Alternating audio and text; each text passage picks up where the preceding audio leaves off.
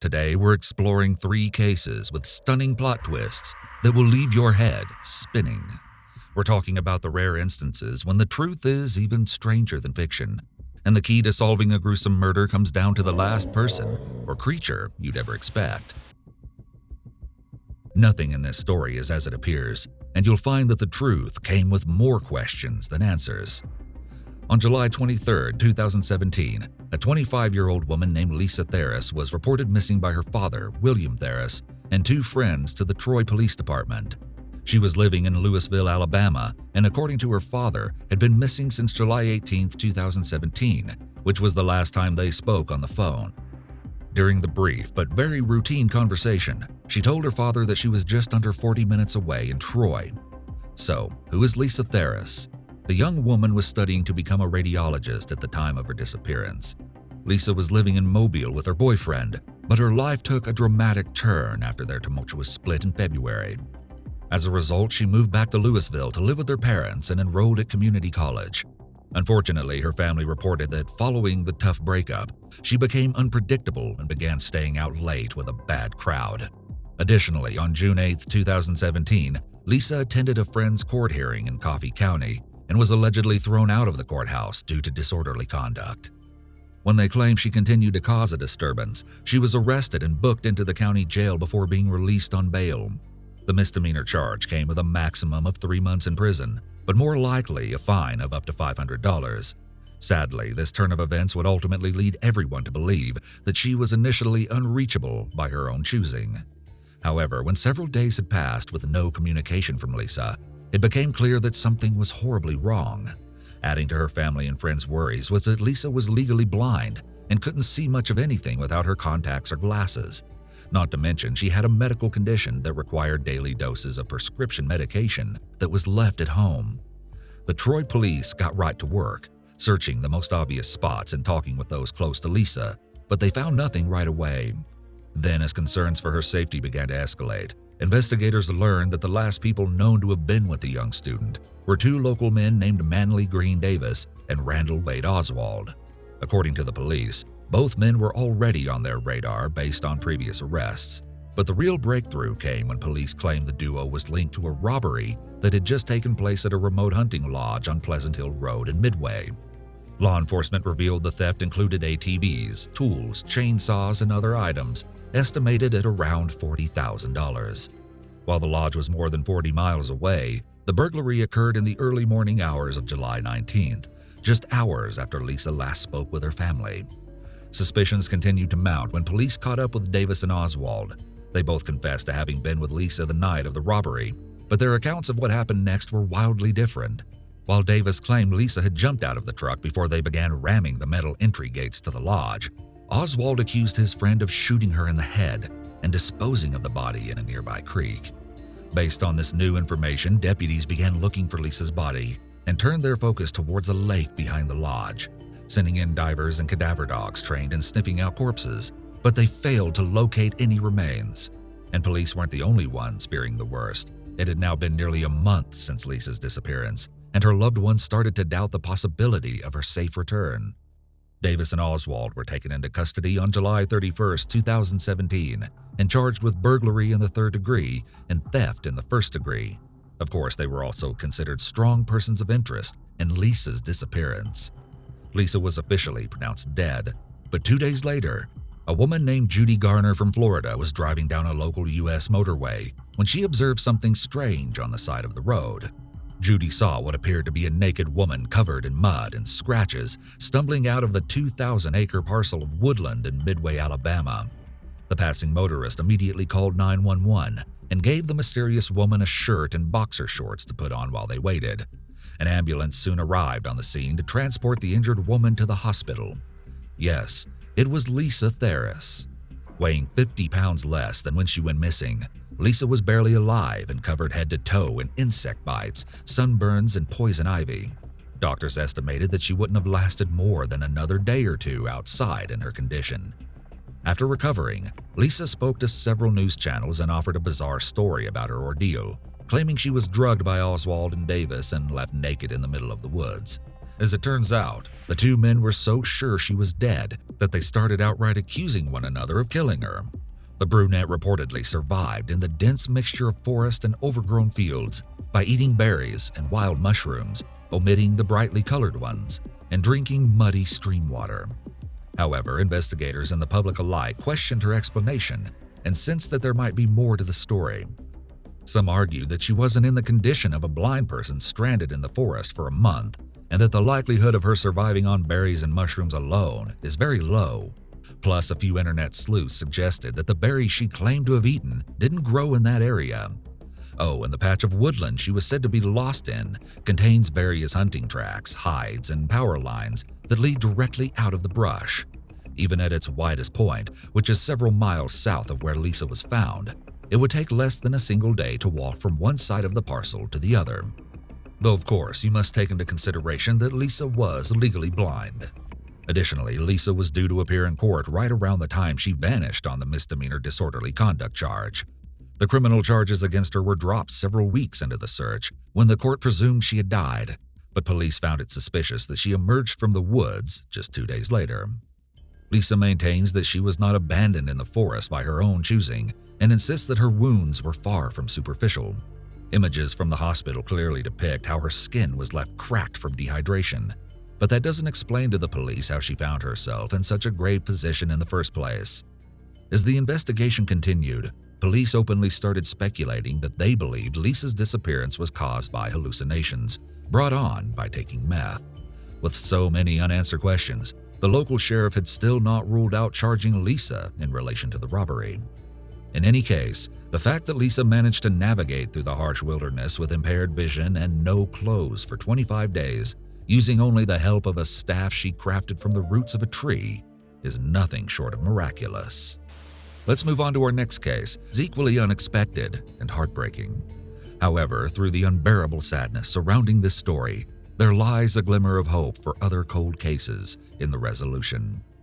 On September 19, 1964, Angela Samoda, or Angie as she liked to be called by friends, was born in Alameda, California, to Frank and Betty Ruth Samoda. After graduating from high school, she decided to enroll at the Southern Methodist University in Dallas, Texas. In 1982, at the start of her freshman year, the bubbly Angela was matched with her roommate, Sheila Wasaki. The two weren't exactly fast friends, but this pairing would later be the key to cracking this case wide open. But let's not get ahead of ourselves. The young scholar thrived in college as the social chairman of the Zeta Tau Alpha sorority, while studying computer science and electrical engineering. However, Angela's first semester with her roommate was a little rocky, as she had a boyfriend that Sheila wasn't particularly fond of having around all the time. Once she broke up with her bothersome boyfriend, they became much closer. Roughly 2 years into college, Angela began dating a construction site manager named Ben McCall. He was a little older, which inspired her to seek independence outside the dorms and move into an off-campus condo. Now, let's move on to October 12, 1984. Angela decided to go out on the town that night with two people, her friend Anita Kadala and a man she recently met at a bar, Russell Buchanan. Russell was a 23-year-old with a degree in architecture preparing to head off to graduate school. According to Russell, the trio bounced between different bars before spending a significant amount of time at Lakewood's Boardwalk Beach Club. They kept the party going at Shannon Wynn's Nostromo restaurant, where Angela used her charming personality to get them into an upstairs club called the Rio Room. They had a few drinks and danced until around 1 a.m., when they all decided it was time to head home. It was reported by a Rio Room employee that Angela didn't appear intoxicated when she left that night. After dropping Russell off at his house just 5 minutes from her condo on Amesbury Drive, Angela proceeded to bring Anita back to her dormitory.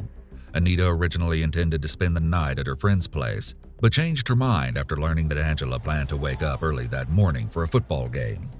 That last-minute decision would undeniably haunt Anita for the rest of her life. From there, she drove a full 30 minutes to her boyfriend's house just to say a quick goodnight before heading home. However, shortly after she left his place at around 1:45 a.m., Ben received an alarming phone call from Angela's condo. He stated that she was speaking in some sort of odd code to him at first, before outright saying, "I need you to just talk to me, I'm freaked out." It was suddenly clear to him that something was very, very wrong. Angela nervously explained that a strange man knocked on her door and asked to use her bathroom. Immediately, Ben began rattling off questions, asking things like who this man was and if she was okay, but before he could get any answers, Angela abruptly said she would call him right back, and the line was disconnected like something straight out of a horror film.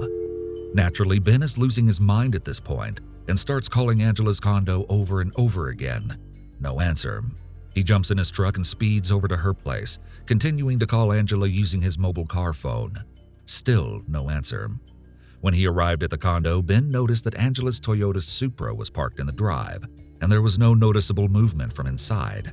He began to knock furiously on her door while desperately shouting her name, but to no avail. Ben was left with no choice but to run back out to his truck and call the police. Well, since it was the 80s and 911 wasn't widely used yet, he technically had to call information first to get transferred to the police. Authorities were on the scene right away at 2:17 a.m., among them a 20-year-old female rookie cop named Janice Crowther, who took the call. She contacted the condo manager to unlock the door and swiftly made entry. She made a note of Angela's shoes, which were eerily placed in the kitchen, before hearing her partner call out in a frightful tone from the bedroom, "Hey Janice, I found her." Upon entering the room, they discovered the bloody, lifeless body of Angela Samoda, sprawled naked across her bed next to a giant stuffed bunny rabbit, with both legs draped off the side of her bed and her big blue eyes wide open and fixed. The once bright and energetic young woman had been brutally assaulted and stabbed a total of 18 times. The fatal wound was to her heart, which was viciously stabbed entirely out of its cavity and described by police as lying on top of her chest when she was found. Even more disturbingly, authorities suspected that the entire attack occurred while Ben was right outside her condo, trying to get help. DNA samples in the form of blood, semen, and fingernail scrapings were collected, but since it was the 80s, there wasn't a ton of use for them, yet. However, they were able to determine that Angela's attacker was a non-secretor, meaning the fluids belong to an individual that doesn't leave behind the antigens that distinguish their particular blood type in any of their secretions. This discovery was a vital piece of evidence because more than 80% of men are secretors. Of course, police had some suspicions right off the bat, starting with Angela's ex-boyfriend that Sheila disliked. But upon discovering that both he and Ben were secretors, the two were ruled out as suspects. That left just one name, Russell Buchanan. The following Monday evening at around 6 p.m., authorities interviewed Russell, who was still all dressed up in a suit from working. Police thought it strange that Russell claimed to have no idea Angela was dead, as it had already been on the news for a few days. Russell explained that the morning after they went out, he woke up early and left town for a wedding, then went directly to visit his family in Houston before heading home to study without ever watching the news. However, he was fully cooperative with the police, agreeing to take a polygraph test and even allowing them to search his home without any conflict. He passed the polygraph test, but authorities were a bit baffled by the excess of knives and old spears found in his home during their search.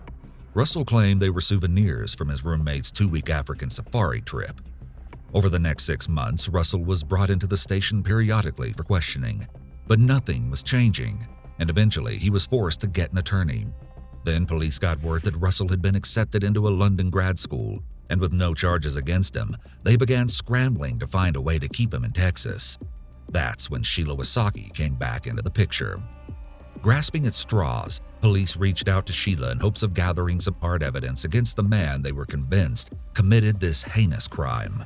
And desperate to get justice, Sheila agreed to help. Sheila wore a wire and met Russell for dinner to see if his story matched up. Unfortunately for the police, their attempt to coerce a confession out of him using Sheila as bait failed when she reported back the same story he'd been telling all along. Unable to obtain the evidence they needed to indict him, Russell was free to move out of the country for graduate school, and Angela's case went stone cold. Sheila dropped out of school shortly after the murder and moved to Nashville, where she married and had 2 sons. Still, she remained haunted by the murder and grew increasingly frustrated by the lack of justice for her friend. Meanwhile, Russell eventually graduated and moved back to Dallas to start his own thriving architecture career. Understandably, his success bothered Sheila, who, like the police, fully believed he was guilty. On a random day in 2004, Sheila was studying for Bible classes when she said Angela suddenly appeared standing at the end of her bed. She spoke firmly to Sheila, explaining that her killer was still out there, and it was up to her to find him. Following the supernatural incident, Sheila became obsessed with finding answers, continuously reaching out to the Dallas police and urging them to reopen her friend's case. She called more than 750 times in a single year, but authorities insisted over and over that it was a lost cause. Deciding to do all she could to solve her friend's murder, she went out and earned a private investigator's license. At long last, in 2006, after tasking Detective Linda Crum with the case, the Dallas police began taking Sheila more seriously and agreed to reopen the investigation. Frustratingly, it was discovered that the evidence left in storage contained enough material for modern DNA testing. And in 2008, they got a hit. Linda Crum called Sheila and said the 3 words she'd been waiting more than 20 years to hear. "We got him." Sheila was expecting to hear the name Russell Buchanan, but that's not what happened. Instead, Linda Crum named a total stranger. Donald Andrew Best Jr. is the man who brutally stabbed Angela Samota to death. In a split second, Sheila's entire world flipped upside down as she realized that she'd been fighting to put the wrong man behind bars all those years. When the police called Russell to share the news, they were surprised to learn that he held no animosity towards Sheila or the Dallas Police Department. Instead, the celebrated architect explained that he was merely relieved to be freed from the cloud of suspicion that had shrouded most of his adult life. Speaking of which, let's talk about Donald Andrew Best Jr. At the time of his arrest, he was around 60 years old, 350 pounds, and serving a life sentence in a state prison in Huntsville. In 1978, he was charged with assault and aggravated kidnapping, but tragically, he was released on parole in 1984. It's believed he became fixated on Angela after seeing her at a bar that fateful night. His interest was taken to a deadly level when he followed her home from the Rio room. Shockingly, police believe he never intended to kill Angela, but stabbed her to keep her quiet when Ben started knocking on the door. In 1985, Bess was sentenced in Harris County, Texas, to life imprisonment on unrelated charges of assault and aggravated kidnapping. Finally, in 2010, he was tried for the assault and murder of Angela Samota. He was found guilty based on the DNA discovered at the crime scene and sentenced to death. So, after all these years, Angela can finally rest in peace in Amarillo, Texas at the Llano Cemetery. And as for her persistent friend, Sheila Wysocki, well, she thought about retiring her private investigator's license following the arrest. But when other families of tragedies began reaching out to her, she was compelled to help crack other cold cases and started her own firm, Without Warning Private Investigation. Additionally, she started a nonprofit organization called Without Warning Fight Back to educate women on assault prevention and self-defense. Sheila even made amends with Russell Buchanan, who she had been trying to convict for decades. As of 2021, the malicious predator known as Donald Andrew Best Jr. is still awaiting an execution date and remains on death row at Polunsky Prison in West Livingston, Texas. It was a dark, chilly evening in September 2008 when 63-year-old Agneta Westland took her dog on a routine walk through the woods outside the tiny Swedish village of Loftahammar. When she failed to return home in a reasonable time, her husband, Ingemar Westland, went out searching along her regular path. It wasn't long before Ingemar discovered the mangled body of his wife, lying in the snow near a forest lake with obvious trauma to her head and body. He promptly called the Swedish police to report the incident, but after leading authorities to her massively bludgeoned corpse, it quickly became apparent that Ingemar was their prime suspect. Of course, as with most cases, police will attempt to clear the victim's significant other first, but when their only other option was a mad lunatic lurking in the woods, they directed their focus solely on Ingemar. He was arrested and charged with the murder of his wife, but vehemently denied any involvement in the crime. After 10 days in jail and countless proclamations of his innocence, Ingemar was released due to a lack of hard evidence. However, he remained publicly on the police's radar for another 6 months, thus making him a pariah in his own community. The police eventually dropped all charges against Ingemar, but they failed to inform him or the community. As a result, he was forced to leave his home when neighbors began complaining, believing they were living with a murderer next door. But if Ingemar didn't kill his wife, then who did? Well, the astonishing truth came when Agneta's forensic analysis finally returned, and to say it was a complete shock to everyone is an understatement. According to the report, there was noticeable fur and saliva on the body that police initially attributed to a dog, but boy were they wrong. It was actually consistent with a European elk, or moose as they're known in America. So yes, authorities were officially blaming Agneta Westland's death on an elk, and not just any elk, a drunk one. Allow me to explain. While prevalent in Sweden, these colossal creatures typically mind their own business and avoid interactions with humans at all costs. However, at the time of Agneta's death, local gardens were overwhelmed with fermented apples, more than enough to intoxicate an enormous animal weighing 800+ pounds. Tragically, this level of drunkenness makes the males very aggressive and bold, which explains why it would randomly kick a woman to death during her evening walk. The family dog likely antagonized the elk during its feast, causing it to attack poor Agneta. But as you can see, she wasn't the only victim in this case. Beyond horrifically losing his wife, the innocent pensioner was outcast by the very people he knew and trusted. He even had to endure the absolute agony of attending Agneta's funeral with a group of mourners who believed him to be guilty. "This has been a nightmare," Mr. Westland shared. "When I and my children bade farewell to Agneta at her funeral in front of 300 mourners, I was suspected of murdering her. Can you imagine what that means?" While police dropped the case against Ingmar for obvious reasons, the widower understandably sued the department for gross incompetence. However, some experts argue that it's very easy to see why authorities might have mistaken Agneta's brutal death for homicide, as it's incredibly rare for an elk to kill a person. Now, all things considered, Ingmar is lucky this whole ordeal didn't take place before technological advances in genetic testing. No jury would have ever believed such a grisly demise to be at the hands of a murderous moose.